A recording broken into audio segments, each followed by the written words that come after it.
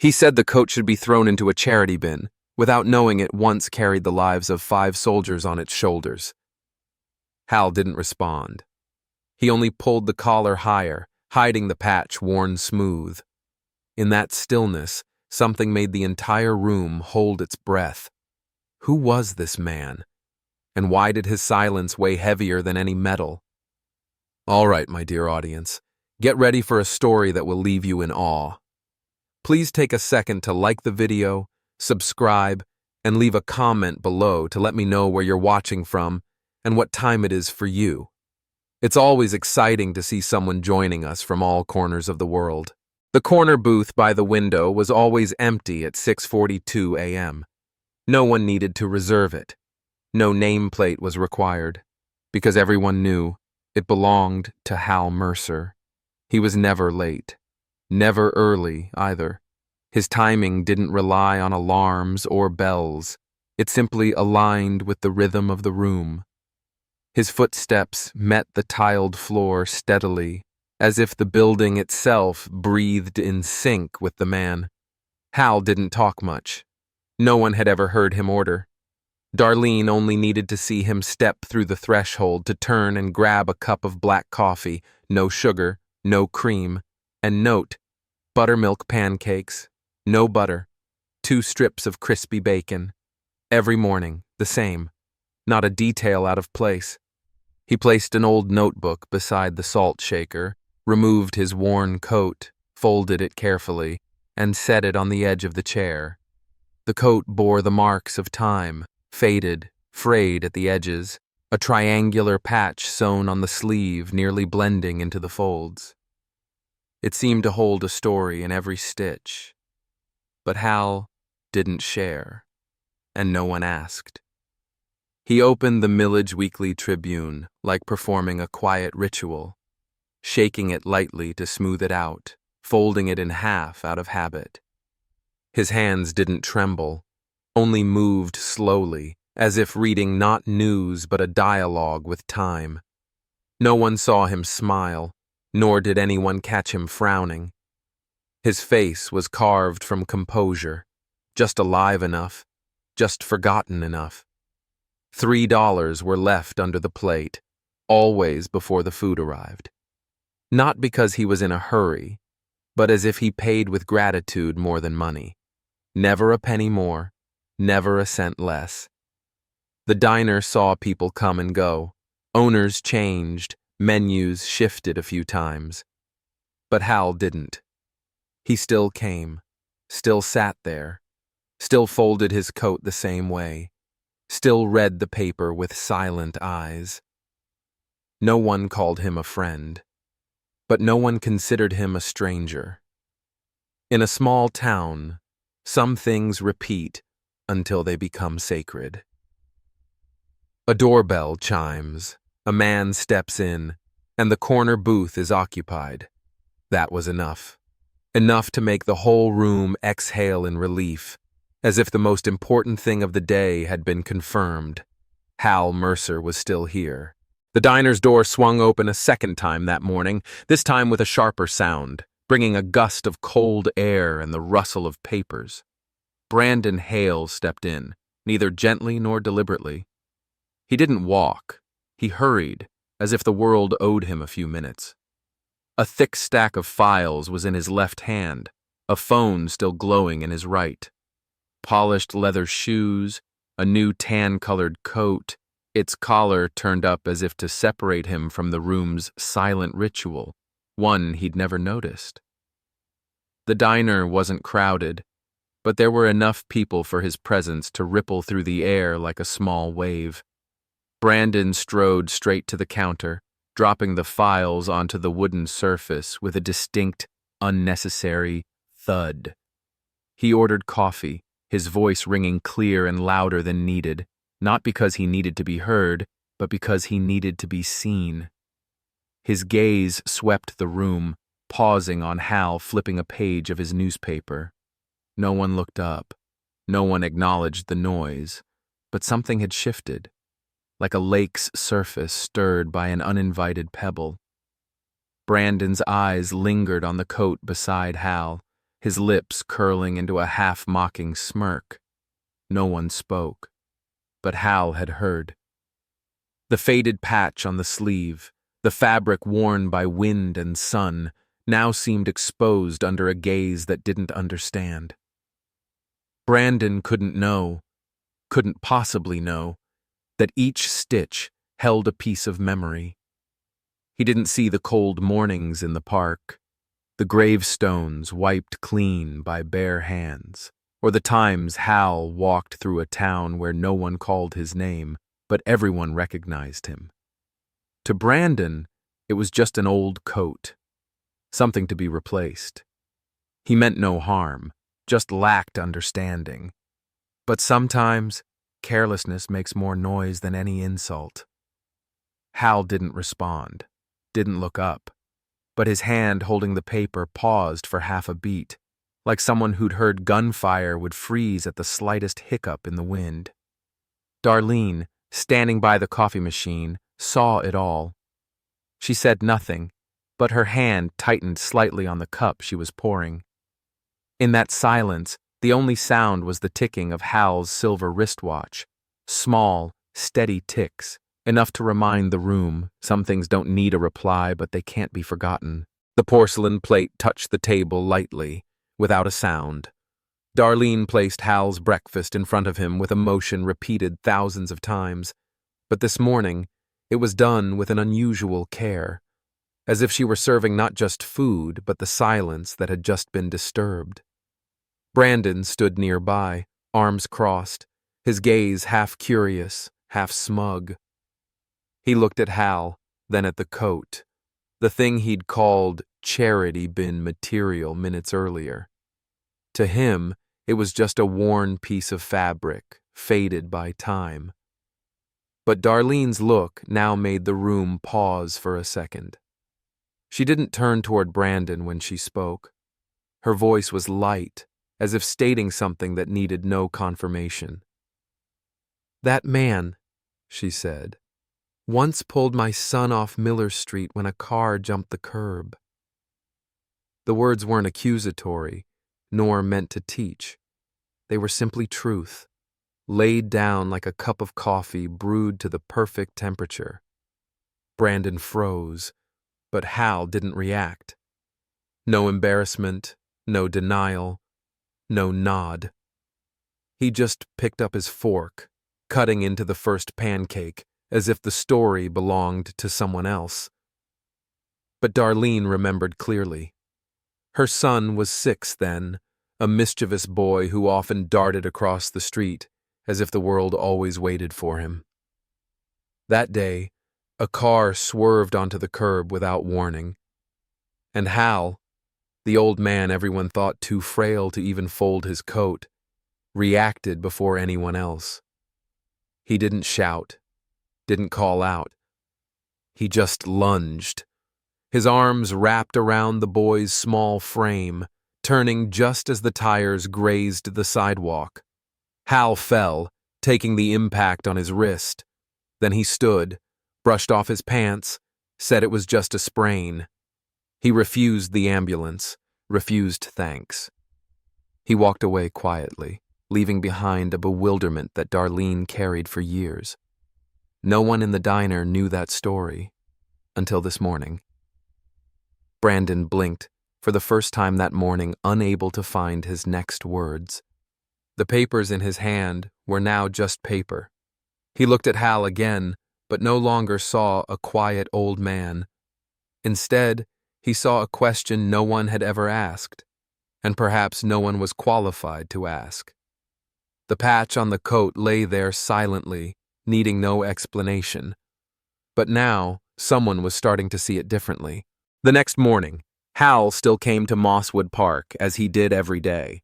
Nothing had changed, though yesterday, the entire room had heard what he'd kept silent for years. His hands still steadily wiped down the stone benches. He still knelt before the old plaque, still adjusted the flower vase as if preparing for someone who'd visit late. No one asked him to do it. There was no sign labeling him caretaker. But at that hour, in that place, he belonged. As he opened his cloth bag, pulling out a small flag and an old wooden sign reading "Never Forget," the sound of gravel crunched behind him. A hurried step, unaccustomed to the quiet. Brandon appeared, still himself, with a clipboard in hand and the look of someone coming to fix something. But today, his confidence carried an undeniable hesitation. He stopped a few steps from Hal, his gaze landing on the faded patch on the sleeve of the man kneeling. "You know this area is being prepped for the parade, right?" His voice was lower than usual, but still laced with administrative weight. Hal didn't answer. He continued adjusting the vase, straightening the sign, not out of defiance, but because no one had the right to make him do otherwise. Brandon bit his lip. His hand tightened slightly on the clipboard's edge, as if needing an anchor for what he'd just said. As he started to step forward, a figure in a green uniform appeared from the park's edge. Tina Alvarez, a city worker, stood with arms crossed among the branches. She didn't approach, just spoke loud enough for both to hear clearly. 2 years ago, a tree blocked the entrance. The next morning, every path was clear. No one knew who did it. But I saw these boot prints. Exactly like his. Brandon turned, meeting her gaze, calm, without blame or accusation. Just a piece of truth laid gently in the morning mist. From a bench across the way, Mr. Ogden raised his hand, as he did every morning. Hal stood, nodded back, then walked slowly to the next plaque, where a woman's name was etched in bronze. Brandon didn't stop him. He didn't jot anything on his clipboard. He just watched the old coat's silhouette bend down, planting a second flag. There was something in that motion, precise, unhurried, needing no validation, that held his gaze. As if, for the first time, he saw something that had been there for years, but he'd never noticed. On that Veterans Day, the millage sky wore a somber gray, not raining but damp and cold, seeping through layers of coats. Folding chairs lined the grass of Mosswood Park, flanked by rows of paper flags placed by school children, swaying in the breeze. The scent of wet earth and metal from ceremonial rifles mingled with decaying leaves, creating an atmosphere both solemn and trembling. Brandon stood at the podium, hands gripping his note cards tightly.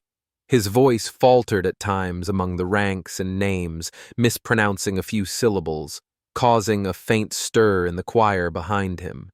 The suit he wore was too new, and the cold slipped through unbuttoned gaps.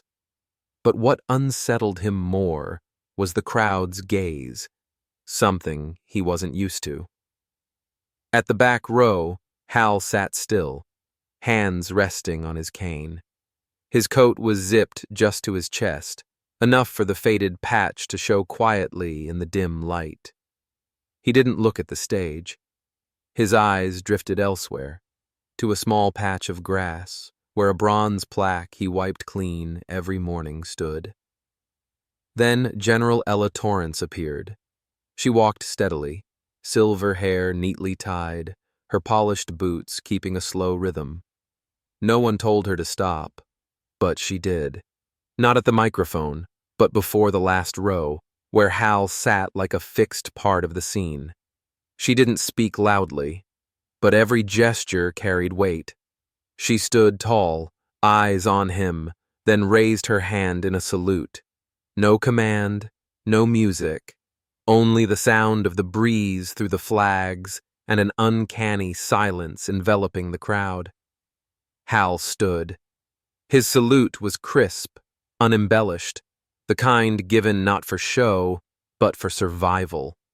General Torrance held her hand at her temple longer than protocol, then said softly, enough for those nearby to hear, "That patch was given to only 5 men, and you're the last one still alive." The silence that followed needed no applause. A teacher dropped her program from her lap. A schoolboy whispered to his friend. Mr. Ogden's eyes glistened. Brandon, still at the podium, felt his throat tighten. His note cards slipped from his hand, brushing the stage floor lightly. In that moment, everything he'd said about ceremony suddenly felt too small. The patch on Hal's coat, unpolished, absent from history books, now stood clearer than ever. It needed no explanation, only to be seen and remembered. The next morning, Maple and Pine was quieter than usual. The air still carried the scent of roasted coffee and maple syrup. But something was missing. Darlene felt it before she even glanced at the clock. The bell above the door chimed at 6:42, but it wasn't for Hal. Brandon stepped in. No files, no clipboard. Just him, in a thicker coat than yesterday, his face unaccustomed to the slowness of early morning. He didn't look for a seat, didn't scan the room. His eyes went straight to the corner booth, the place reserved for one man for years. It was empty. Hal's coat lay neatly on the chair, folded as if in a farewell ritual. Its hem draped over the leather cushion, the faded patch now clearly visible, no longer tucked in shadow or folds. On the table was a blank receipt, no order listed, only a timestamp, 6:42 a.m. And below, in steady black ink, Hal Mercer. No one touched it. No one cleared it. The diner seemed to understand that it wasn't just an old coat. It was a message left behind by someone who didn't need to speak to be heard. Brandon approached. His hand rested on the table's edge slowly, as if touching something not to be rushed. He sat down, for the first time, facing the emptiness once filled by a silent routine. On the table, under the coat's hem, was a napkin folded in half, its edges creased from use. He opened it, slowly, like someone turning a diary page, unsure of what lay beneath. Just 5 words, handwritten. Some honors come without ceremony. Brandon's heart tightened. He didn't know why. No one demanded he feel anything, no one waited for a reaction. But something in those words, something he'd once overlooked, now pressed heavily on every breath. Darlene approached, holding 2 coffee cups. One was half drunk. She said nothing at first, just placed a cup before him, as she had for Hal all those years. "Didn't think I'd see you here before 9, she said, light as air. Brandon didn't answer right away. His hand brushed the napkin's edge. The patch on the coat lay there, silent as a nameless witness. A coat, a receipt, a name, and a presence that lingered, though the man was gone. Brandon remained seated in the corner booth. The coffee in front of him had grown cold, but he hadn't touched it. The napkin with those 5 words still lay beside his hand, like a piece of memory freshly unearthed. Not loud, not tearful, but heavy enough to make someone linger longer than usual. Darlene sat across from him, her hands clasped together, her eyes gazing out at the fogged window. She didn't start with questions or mention Hal's name right away. It was as if she left a door slightly ajar, waiting for the other to be still enough to step through. "You asked me once about Hal saving my son," she said softly. "That wasn't the only time." Brandon looked up. "1 year?"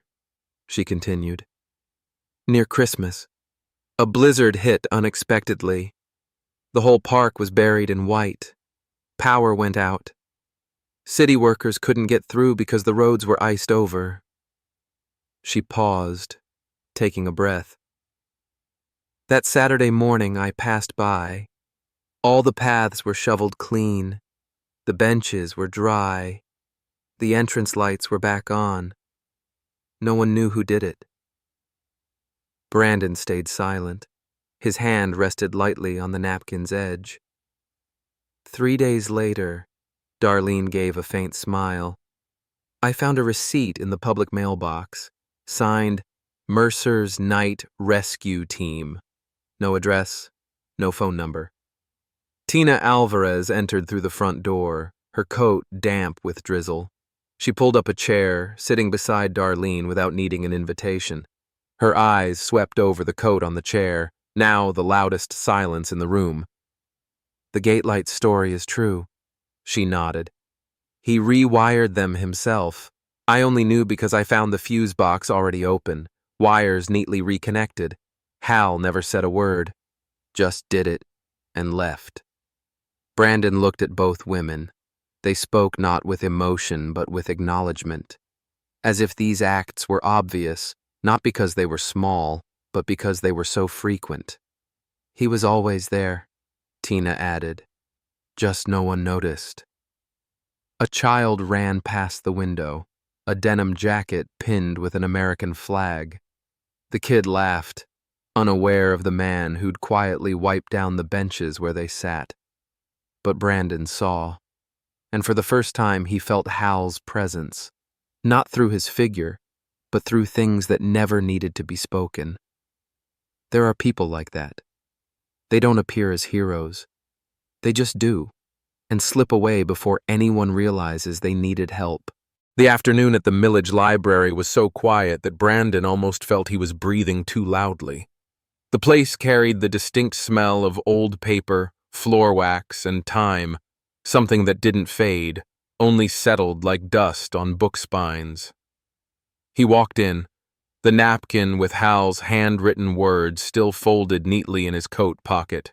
Not evidence, not a clue, just a whispered fragment he couldn't ignore.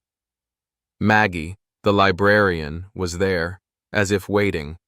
She didn't look up from her half-finished crossword, only spoke in the even tone of someone accustomed to the rhythm of things never rushed.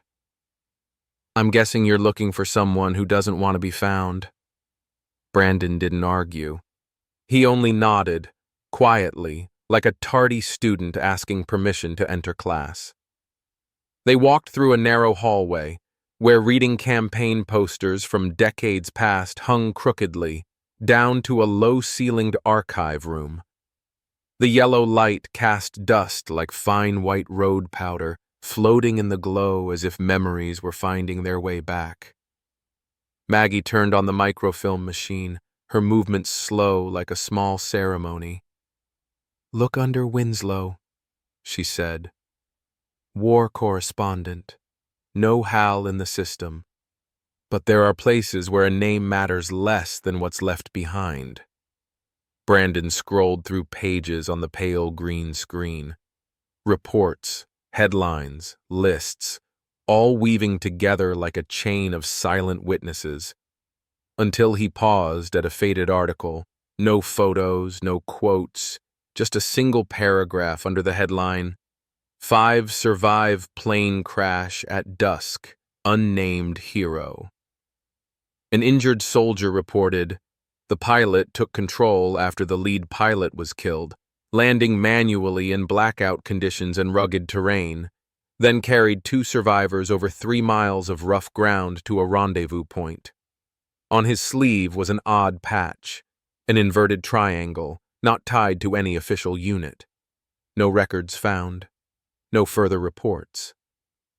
Brandon sat frozen before the screen, his throat dry as if he'd swallowed a stone. He didn't need to cross-check a name. He didn't need to ask Maggie again. The patch had answered. His eyes lingered on the final line. The soldier gave no name. He only said, I did what I had to do. Brandon didn't print a copy. He only committed it to memory.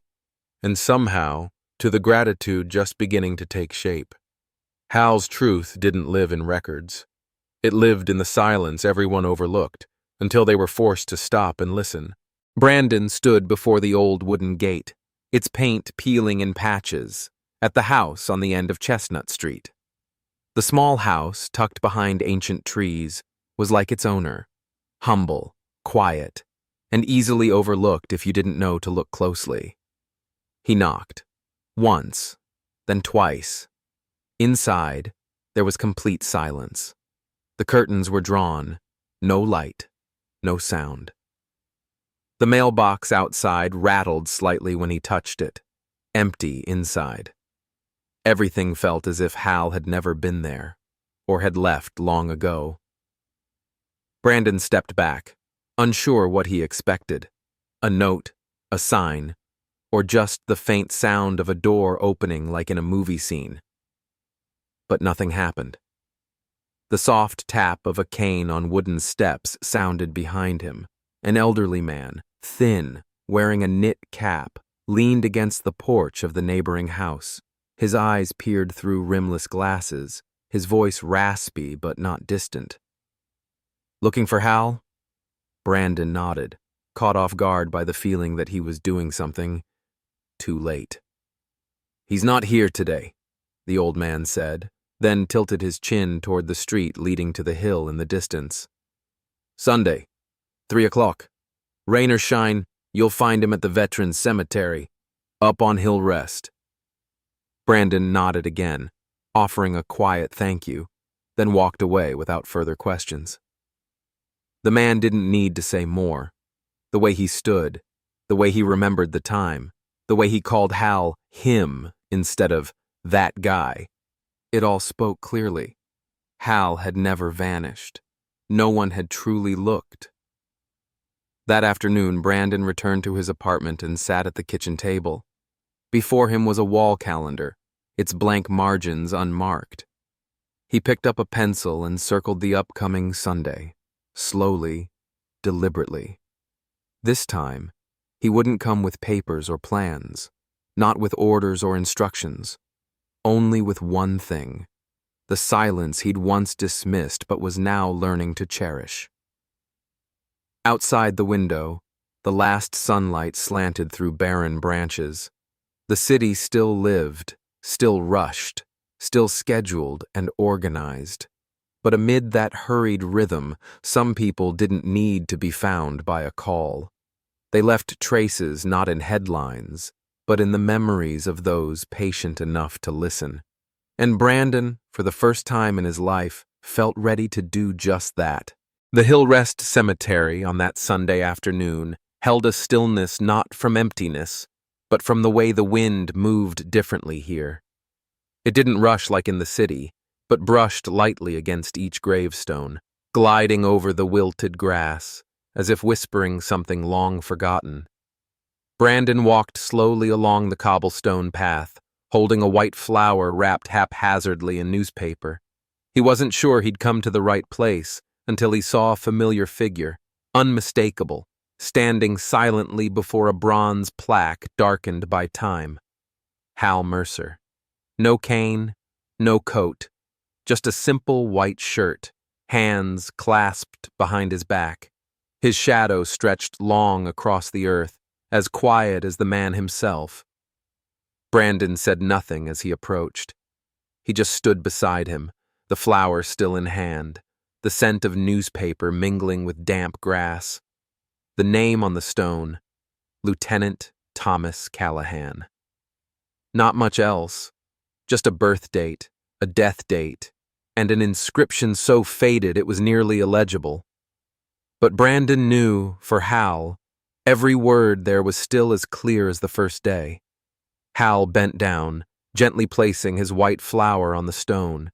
His hand lingered briefly on the inscription, not to wipe it clean, but as if to hold on to an old memory finding its way back.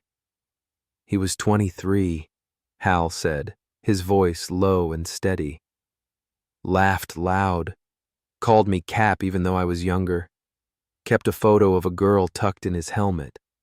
I never asked her name." Brandon didn't interrupt. He just listened, letting the silence between the two men create the space needed for a memory to be spoken.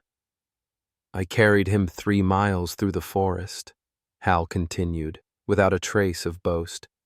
"He was badly hurt, kept telling me, 'Don't stop.' I listened." He smiled faintly. "Not because it was an order, but because I could." Brandon placed his white flower beside Hal's, another white against the gray stone, an act that needed no explanation. He looked at Hal, not expecting a glance in return. But Hal turned, giving a slight nod, as if he'd known Brandon would come. "I'm here," Brandon said, his voice hoarse. "Because I should have listened sooner." Hal didn't reply, but he didn't turn away. The wind blew gently between the two men, carrying small leaves to the base of the grave. No music, no speeches, just two white flowers, and a presence that needed no name. The high school auditorium was packed on Friday afternoon. Students crowded the plastic chairs, hoodies pulled loosely under uniforms, hands fidgeting with career day pamphlets. On stage, a banner stretched across with bold letters, "The future starts today." Brandon stood in the wings, holding a folded sheet of paper. For the first time in months, he wasn't trembling from fear of misspeaking, but from fear of saying too much. He looked up as Hal stepped out. No clip-on mic, no name tag, no titles preceding him. Just Hal, in a plain gray sweater, neatly pressed pants, and a walk that needed no introduction. The hum of chatter in the room faded as he stood center stage. He didn't gesture for quiet, didn't adjust the mic. He just stood there, then spoke just loud enough, as if addressing a single person in the entire auditorium. "I was asked to talk about service," he began, "but not all service comes with a uniform. Sometimes it's what you do when no one's watching, when no one asks." The students in the front row stopped fiddling with their phones. No one told them to. "When I was 19, Hal continued, I carried a man 3 miles through a forest. He was wounded. Told me, 'Don't stop.' So I didn't." He paused, as if the memory itself needed to breathe. "No medals, no songs. But I never forgot that voice." His eyes swept the room slowly, not seeking approving glances. "Sometimes you'll need to speak up, but sometimes you need to be silent and carry on." Silence fell over the auditorium, not because anyone demanded it, but because everyone understood. A girl in the third row wiped a tear. A boy in ROTC uniform sat straighter. A student with glasses raised his hand, asking softly, "That patch on your coat, what does it mean?" Hal looked at the boy for a long moment, then answered, "It means I went where others didn't want to go." No one clapped. No one needed to. Weeks later, in the north corner of the Millage Library, a new glass case was installed. Inside was Hal's old coat, neatly folded, the triangular patch facing out like a wordless reminder. At the base was a small bronze plaque, unadorned, plain. It bore 3 words. "It reminds us." No period, no need for an end. Because some things, like Hal Mercer, endure, even when they're no longer there. There are people who pass through our lives not with noise but with pauses. They don't need spotlights, don't demand honors. Yet their quiet, persistent, unshakable becomes the foundation for trust, for humanity, for values that never fade. Hal Mercer reminds us that service isn't just in heroics, but in wiping a bench clean every morning. That sometimes the strongest way to be present is to simply be there, silently, timely, rightly. If this story touched you, share it with someone who needs a gentle reminder of kindness. Leave a comment. Have you met someone like Hal? And what did you learn from their silence? Thank you for your time. If you love stories with value and depth like this, don't forget to subscribe and join our channel. Because sometimes a story told at the right moment can also be a form of healing.